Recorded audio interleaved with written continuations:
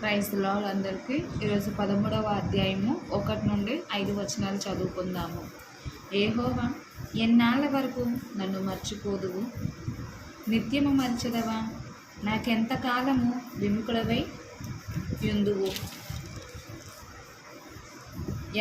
ఎంతవరకు నా మనస్సులో నేను చింతపడుదును?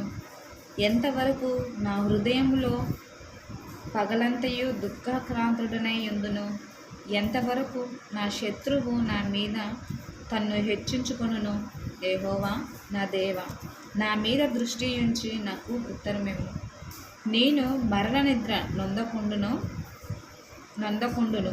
వాణ్ణి గెలిచితినని నా శత్రువు చెప్పకుండును. నేను తూలిపోయి ఉండగా నా విరోధులు హర్షింపకుండును. నా కన్నులకు వెలుగిమ్ము. నేనైతే నీ కృపయందు నమ్మకయుంచి ఉన్నాను.